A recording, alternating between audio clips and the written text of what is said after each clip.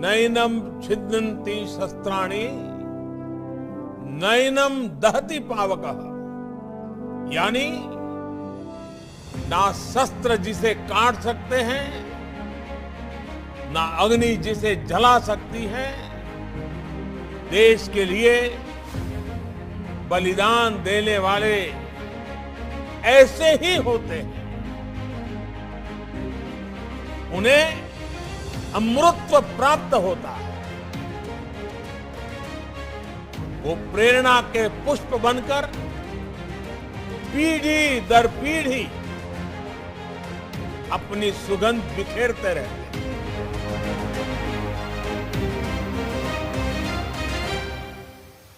इसलिए आज इतने वर्षों बाद भी अमर शहीद भगत सिंह, राजगुरु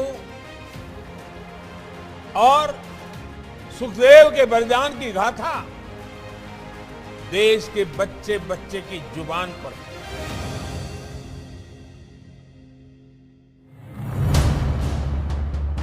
क्या आप कल्पना कर सकते हैं, एक हुकूमत जिसका दुनिया के इतने बड़े हिस्से पर शासन था, इसके बारे में कहा जाता था कि उनके शासन में सूर्य कभी अस्त नहीं होता।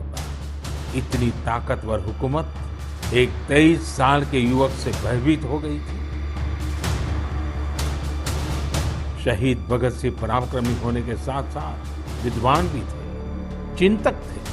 अपने जीवन की चिंता किए बगैर भगत सिंह और उनके क्रांतिवीर साथियों ने ऐसे साहसिक कार्यों को अंजाम दिया जिनका देश की आजादी में बहुत बड़ा योगदान रहा।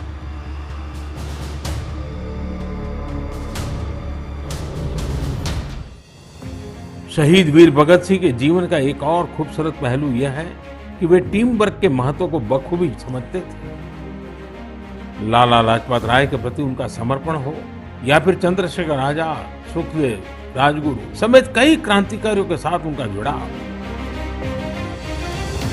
उनके लिए कभी व्यक्तिगत गौरव महत्वपूर्ण नहीं रहा। वे जब तक जिए सिर्फ एक मिशन के लिए जिए और उसी के लिए उन्होंने अपना बलिदान दे दिया। वह मिशन था भारत को अन्याय और अंग्रेजी शासन से मुक्ति दिलाना। हम अपने स्वतंत्रता सेनानियों से प्रेरणा ले, उनके आदर्शों पर चलते हुए उनके सपनों का भारत बनाएं, यही उनके प्रति हमारी श्रद्धांजलि होती है। शहीदों के स्मारक, उनके नाम पर स्थानों और संस्थानों के नाम हमें कर्तव्य के लिए प्रेरणा देते हैं। शहीद भगत सिंह के नाम से चंडीगढ़ एयरपोर्ट का नाम इस दिशा में एक और कदम है। मैं चाहूंगा अमृत महोत्सव में हम जिस तरह स्वतंत्रता सेनानियों से जुड़े विशेष अवसरों पर सेलिब्रेट कर रहे हैं, उसी तरह 28 सितंबर को भी हर युवा कुछ नया प्रयास अवश्य करे।